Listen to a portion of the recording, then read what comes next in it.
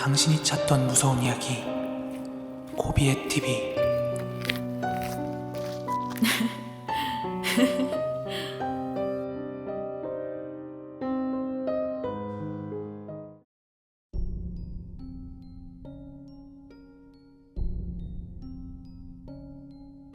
내가 초등학교 3학년 때 겪은 일이야.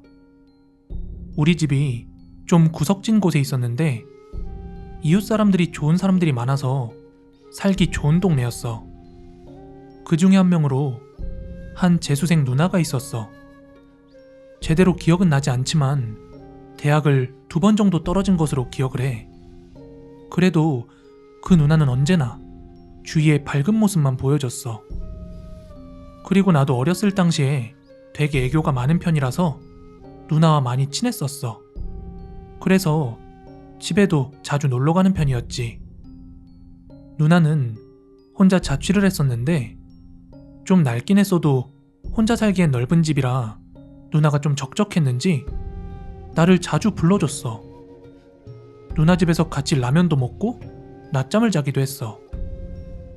그럼 지금부터 일이 발생했을 당시의 상황을 말해줄게.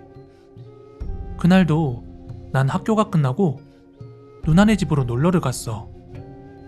근데 이상하게 불이 켜져 있지 않고 꺼져 있는 거야.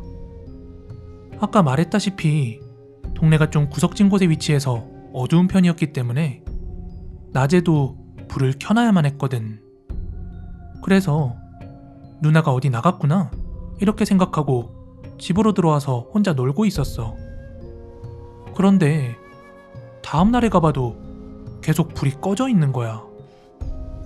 며칠 동안 계속 불이 꺼져 있어서 난 누나가 집에 한동안 안 들어온 줄 알고 청소라도 해줄 생각이었어. 평소에 우리 부모님들은 일 때문에 집에 늦게 들어오시기 때문에 우리 집엔 형과 나밖에 없었거든? 하지만 형은 게을러서 내가 청소를 자주 하는 편이었기 때문에 대충은 할 수 있었어. 그래서 집 안에 들어가려고 누나가 숨겨놨던 비상키를 꺼냈어. 누나가 좀 덜렁대는 편이라서 열쇠를 자주 잃어버렸기 때문에 그런 상황을 대비해서 열쇠 하나를 숨겨놨었거든. 그리고 난 그걸 본 적이 있어서 알고 있었던 거야. 지금 생각하면 그게 범죄지만 어린 내가 뭘 알았겠어. 하여튼 열쇠로 문을 열었는데 갑자기 이상한 냄새가 날 덮쳐왔어. 말로 표현하기는 힘들지만 맡기만 해도 구역질이 올라온다고 해야겠지? 나는 집안을 둘러보았고 바닥에는 곰팡이가 핀 음식들이 가득했어. 그때가 겨울이긴 했지만 집안에는 보일러가 돌아가고 있어서 음식이 빨리 상했던 것 같아. 하여튼 나는 우선 음식들을 봉투 큰 곳에 모두 모아 밖에 놔두고 창문과 문을 열어 환기를 시켰어. 그러자 냄새가 좀 빠져나가는 듯 하더라. 그래서 바닥을 닦기 위해 걸레를 들고 화장실로 향했어. 그리고 그때 본 상황은 평생 동안 잊혀지지 않을 거야. 그때 나는 어두컴컴한 암흑 속에서 흔들리는 무언가를 보았어. 동네가 구석져서 화장실에 창문 같은 건 없었거든. 한마디로 암흑이었지. 그래서 입구 옆에 있는 스위치를 더듬거리며 찾아 불을 켰어. 그렇게 불이 켜지고 내가 본 건 부패가 되어 썩은 내가 진동하는 누나의 시체였어. 위에 있는 하수도관을 줄과 연결해서 목을 매달고 있는 누나가 내 바로 앞에 있었던 거야. 그 예쁘던 얼굴이 부패가 시작되어 징그럽게 변해 있었어. 지금도 그 누나의 얼굴은 또렷하게 기억이 나. 거기다가 고개를 밑으로 내려 마치 나를 내려다보고 있는 듯한 그런 느낌이었기 때문에 너무나 무서웠거든. 난 지금도 겁이 많은 편인데 어릴 때였으니 바로 기절하고 말았어. 그리고 일어났을 때는 병원이었어.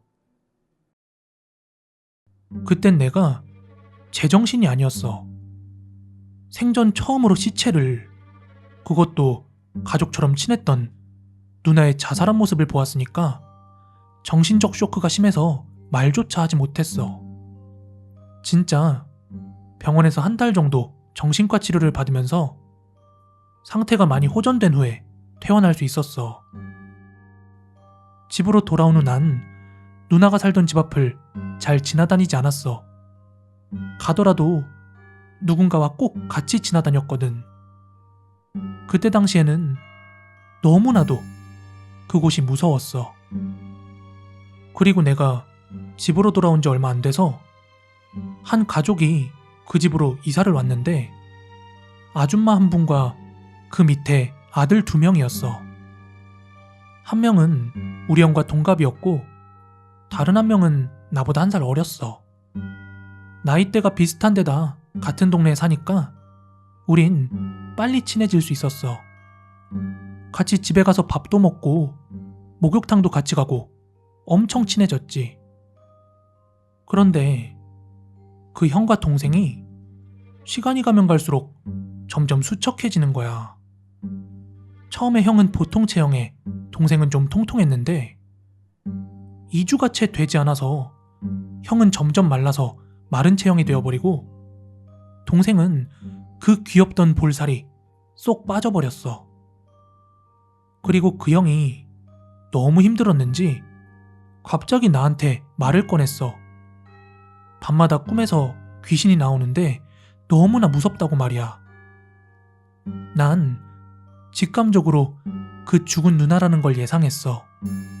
내가 어렸을 땐 TV를 보면서 귀신이 있다고 믿었거든. 물론 지금도 그 일을 겪었기 때문에 귀신을 믿고 있어. 하여튼 나는 그 말을 듣고 가기 싫었던 그 누나의 집으로 형의 간곡한 부탁에 하룻밤 그 집에서 자게 됐어. 부모님도 그런 일이 있던 후라 반대했지만 어렵게 허락을 받고 자게 됐어. 지금 생각해보면 그때 진짜 내가 왜 갔는지 후회가 돼. 하여튼 결국 그 집에 가서 밤이 찾아왔어. 그 형과 동생은 무서워서 잠 오는 걸 참으면서 안 자려고 했지만 어린 나이에 잠 오는 걸 참는다는 게 쉽지가 않았어. 그래서 우리도 모르는 사이에 골아 떨어졌어. 아마 그때가 내 인생의 최대 실수였던 것 같아. 지금도 생생하게 기억이 나. 내 꿈이 시작한 건 내가 누나를 발견하고 기절하기 바로 직전 누나를 발견했을 때 장면이었어. 꿈속에서 난 움직일 수가 없었어. 왜냐하면 죽은 누나의 눈동자가 움직이더니 나와 눈이 마주쳤거든. 난 이게 꿈인 걸 알고 두려움을 쫓아내려 했지만 도저히 그럴 수가 없었어. 누나의 눈은 마치 나를 원망하고 있는 듯한 눈이었는데 그때의 눈은 생각만 해도 소름이 돋아. 그리고 갑자기 누나의 몸이 움직이기 시작했어. 처음에는 진짜 바람에 흔들리듯 작은 움직임이었는데 점점 가면 갈수록 동작이 커지면서 마치 고장난 인형처럼 이상하게 움직이기 시작했어. 나는 공포에 젖어 기절이라도 하고 싶었지만 꿈이라서 그조차도 마음대로 안 되더라. 근데 갑자기 내 몸이 움직이기 시작했어. 나는 서 있기도 힘들 정도로 다리가 풀렸지만 정말 초인적인 힘으로 미친 듯이 문으로 뛰어가 문을 열었어. 그렇게 문을 열고 뒤를 돌아보는데 누나가 화장실 바로 문 앞에 서서 벽을 향해 무언가를 하고 있더라고. 너무 무서웠던 나는 바로 문을 열고 뛰쳐나왔고 그때서야 나는 꿈에서 깨어났어. 진짜 온몸이 식은땀으로 푹 젖어 있었어. 나는 주위의 형과 동생 그리고 아줌마가 보여서 바로 잠을 깨웠어. 내가 너무 무서워서 깨운 것도 있지만 그 사람들도 나처럼 악몽을 꾸는 듯 했거든. 그렇게 아줌마와 형, 그리고 동생은 정말 고맙다며 나를 부둥켜 안고 울었어. 나도 당연히 함께 울었고. 그런데 뭔가 이상한 냄새가 나는 거야. 처음엔 아무도 몰랐지만 그나마 어른이었던 아주머니가 눈치채셨어. 바로 가스가 새고 있는 거였어. 아줌마는 우선 창문과 문을 모두 열고 환기를 시작했고 가스가 어디에서 새는지 찾기 시작했지. 당연히 가스렌지와 연결된 선에서 발생한 거겠지만 그 선이 워낙 길어서 찾고 있었어. 그 선이 긴 이유는 그 집은 가스통을 놓을 곳이 마땅치 않아서 화장실에 가스통을 두고 바로 옆 부엌으로 선을 연결해뒀거든. 나는 그때 마침 꿈속에서 누나가 화장실 문 앞에서 뭔가를 하던 게 생각이 나서 바로 화장실 앞으로 달려갔어. 내 예상대로였지. 그곳에 있던 선은 무언가에 찢기듯 찢어져 있었어. 와, 진짜 이때 소름이 돋던 건 말할 것도 없지. 그리고 그 다음날 그 가족은 이사를 갔어. 나도 지금은 이사를 했지만 그 동네에선 아직도 가까워.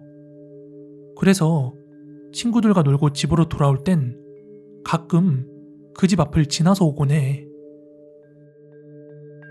내가 조금 있으면 대학생인데 10년 가까이 흐른 지금도 그 집엔 누가 사는 걸 본 적이 없어. 그리고 나중에 들은 이야기지만 한 번은 꽤 용하다는 무당이 온 적이 있는데 그 무당이 방문 한 번 딱 보더니 그대로 도망갔다고 하더라.